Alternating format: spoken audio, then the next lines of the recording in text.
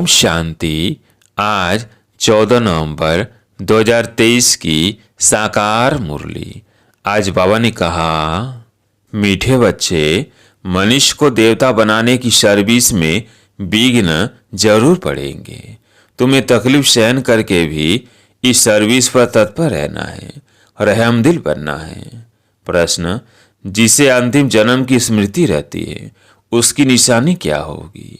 उत्तर, उनकी बुद्धि में रहेगा कि अब इस दुनिया में दूसरा जन्म हमें नहीं लेना है और न तो दूसरों को जन्म देना है। यह पाप आत्माओं की दुनिया है, इसकी वृद्धि अब नहीं चाहिए, इसे विनाश होना है।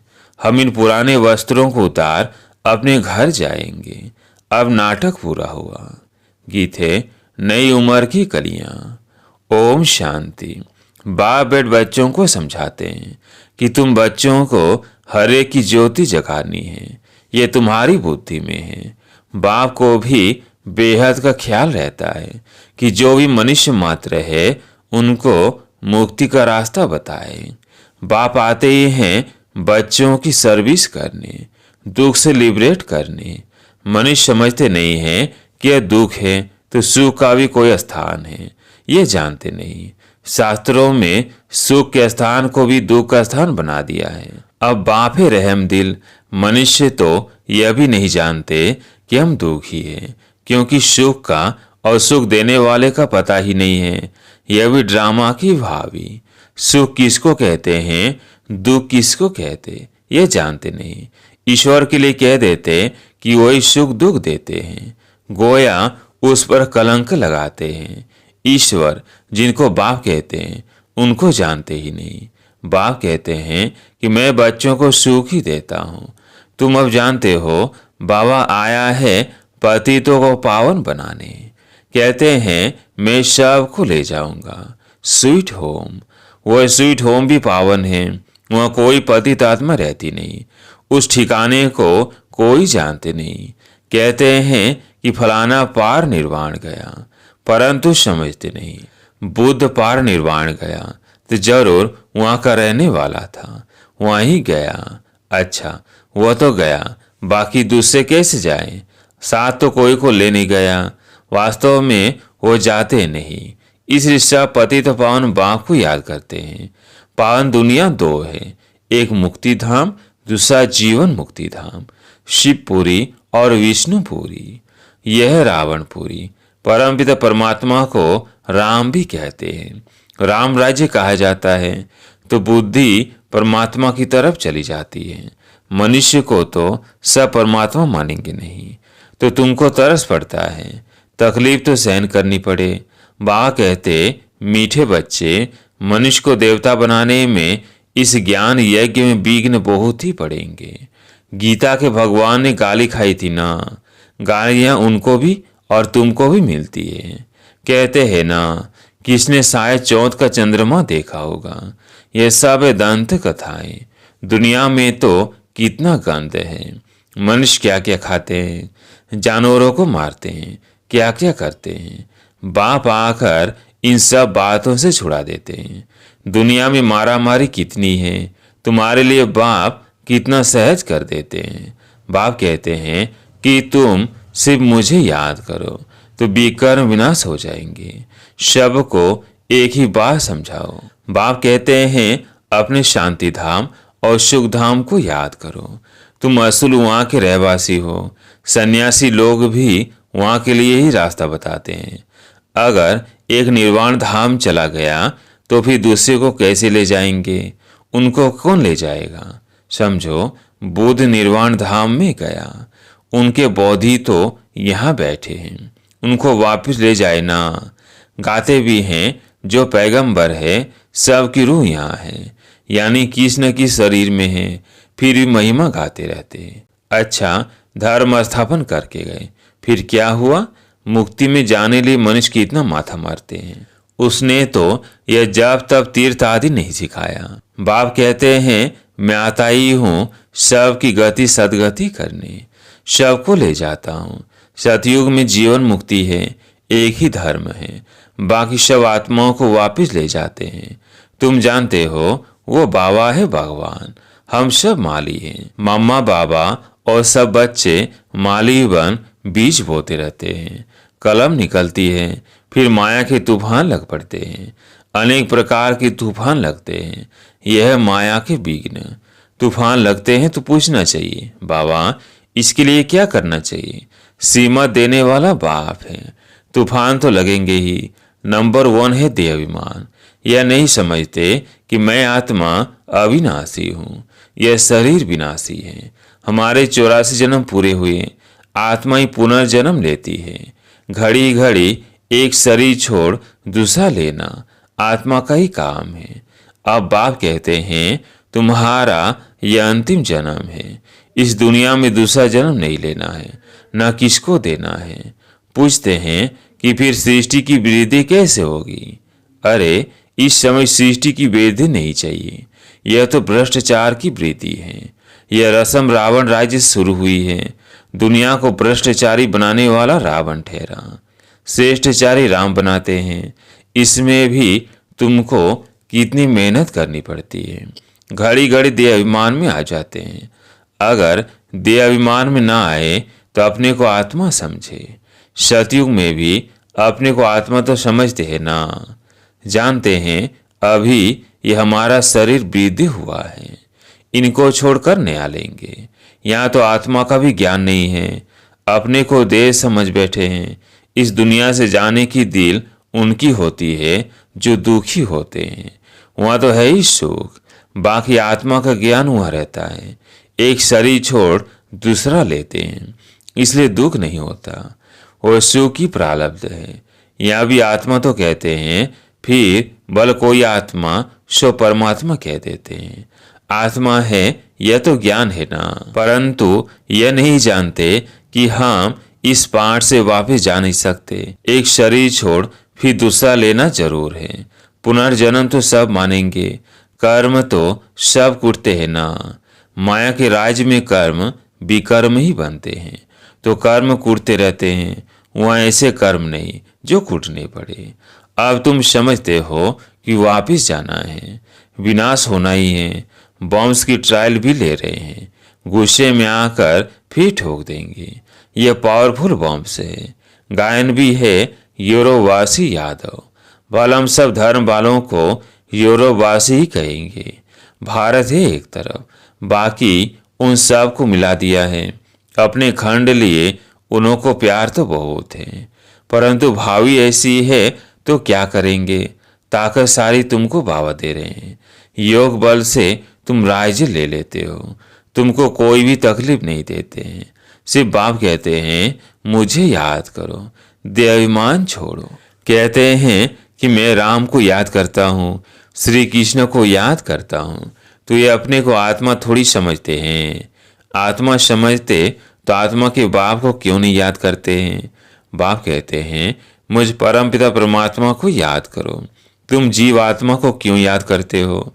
तुमको देही अभिमानी बनना है। मैं आत्मा हूँ, बाप को याद करता हूँ। बाबा ने फरमान किया है याद करने से विकर्म विनाश होंगे और वर्षा भी बुद्धि में आ जाएगा। बाप और जायदाद अर्थात मुक्ति और जीवन मुक्ति, इसके लिए धक्के खाते रहते हैं। यज्ञ जप तप आदि करते रहते हैं। पोप से भी आशीर्वाद लेने जाते हैं। यहाँ बाप सिर्फ कहते हैं कि देह अभिमान छोड़ो, अपने को आत्मा निश्चय करो। यह नाटक पूरा हुआ है। हमारे 84 जन्म पूरे हुए हैं, अब जाना है। कितना सहज करके समझाते हैं। गृहस्थ व्यवहार में रहते बुद्धि में यह रखो। जैसे नाटक पूरा होने पर होता है तो समझते हैं कि बाकी 15 मिनट है, अब यह सीन पूरी होगी। एक्टर समझते हैं हम यह कपड़ा उतार घर को जाएंगे, अब इस शव को वापिस जाना है। ऐसी सी बातें अपने से करनी चाहिए। कितना समय हमने सुख दुख का पाठ बजाया है, ये जानते हैं। अरे बाप कहते हैं कि मुझे याद करो, दुनिया में क्या क्या हो रहा है इन सब को भूल जाओ। यह सब खत्म हो जाने वाले हैं, अब वापिस जाना है। वो समझते हैं कि कलयुग अभी 40,000 वर्ष से चलेगा। इसको घोर अंधियारा कहा जाता है। बाप का परिचय नहीं है। ज्ञान माना बाप का परिचय, अज्ञान माना नो परिचय। तो गोया घोर अंधियारे में है, अभी तुम घोर सोजरे में हो, नंबरवार पुरुषार्थ अनुसार। अब रात पूरी होने वाली है, हम वापिस जाते हैं। आज ब्रह्मा की रात, कल ब्रह्मा का दिन होगा। बदलने में टाइम तो लगेगा ना। तुम जानते हो अब हम मृत्यु लोक में हैं, कल अमर लोक में होंगे। पहले तो वापिस जाना होगा। ऐसे ये 84 जन्मों का चक्र फिरता है, ये फिरना बंद नहीं होता है। बाबा कहते हैं तुम कितनी बार मेरे से मिले होंगे? बच्चे कहते कि अनेक बार मिले हैं। तुम्हारे 84 जन्मों का चक्र पूरा होता है तो सबका हो जाएगा। इसको कहा जाता है ज्ञान। ज्ञान देने वाला है ही ज्ञान सागर, परमपिता परमात्मा पतित पावन। तुम पूछ सकते हो पतित पावन किसको कहा जाता है? भगवान तो निराकार को कहा जाता है। फिर तुम रघुपति, राघव और राजाराम क्यों कहते हो? आत्माओं का बाप तो वो निराकार ही है। समझाने की बड़ी ही युक्ति चाहिए। दिन प्रतिदिन तुम्हारी उन्नति होती रहेगी, क्योंकि गुह्य ज्ञान मिलता रहता है। समझाने के लिए है सिर्फ अलफ की बात। अलफ को भूले तो अर्पण हो गए। दुखी होते रहते हैं। एक द्वारा एक को जाने से तुम एक ही जन्म सुखी हो जाते हो। यह है ज्ञान, वो है अज्ञान। जो कह देते परमात्मा सर्वव्यापी है, अरे वो तो बाप है। बाप कहते हैं तुम्हारे अंदर भूत सर्वव्यापी है, 5 विकार रूपी रावण सर्वव्यापी है। ये बातें समझानी पड़ती हैं। हम ईश्वर की गोद में हैं, ये बड़ा भारी नशा होना चाहिए। फिर भविष्य में देवताई गोद में जाएंगे, वहां तो सदैव सुख है। शिव बाबा ने हमको अडॉप्ट किया है, उनको याद करना है।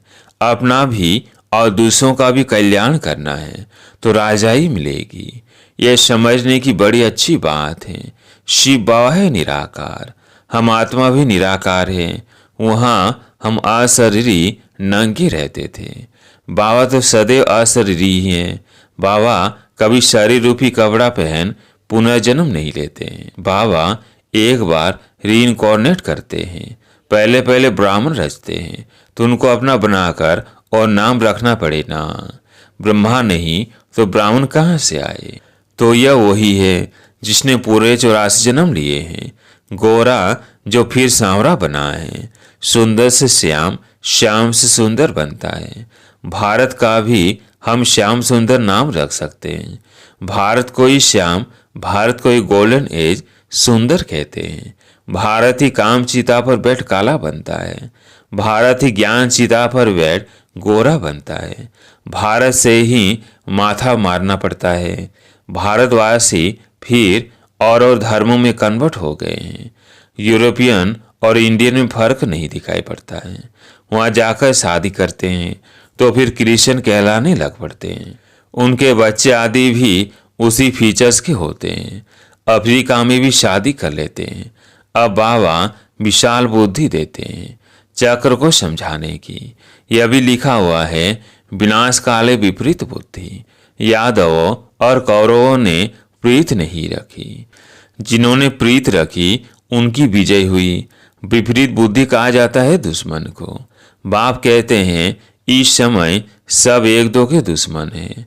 बाप को इस सर्वव्यापी के गाली देते हैं, या तो फिर कह देते जन्म मरण रहित थे, उनको कोई भी नाम रूप नहीं है। और गॉड फादर भी कहते हैं। साक्षात्कार भी होता है आत्मा और परमात्मा का, उसमें और परमात्मा में फर्क नहीं रहता। बाकी नंबरवार कम जास्ती ताकत तो होती है। मनुष्य भल मनुष्य है, उनमें तो मर्तबे होते हैं। बुद्धि का फर्क है। ज्ञान सागर ने तुमको ज्ञान दिया है तो उनको याद करते हो। वो अवस्था तुम्हारी अंत में बनेगी। अमृत वेले सिमर सिमर सुख पाओ। भल लेटे रहो परंतु नींद नहीं आनी चाहिए। अपना हट कर बैठना चाहिए। मेहनत है। वैद्य लोग भी दवाई देते हैं अमृत वेले के लिए। यह भी दवाई है। रचता बाप ब्रह्मा द्वारा ब्राह्मण रचकर पढ़ाते हैं। यह बात सबको समझानी है। अच्छा, मीठे मीठे सिकिल है बच्चों प्रति माता पिता बाप दादा का याद, प्यार और गुड मॉर्निंग। रूहानी बाप की रूहानी बच्चों को नमस्ते। हम रूहानी बच्चों की रूहानी बाप दादा को याद, प्यार, गुड मॉर्निंग, नमस्ते नमस्ते। धारणा के लिए मुख्य सार। पहला पॉइंट, हमने ईश्वर की गोद ली है, फिर देवताई गोद में जाएंगे। इस रूहानी नशे में रहना है, अपना और दूसरों का कल्याण करना है।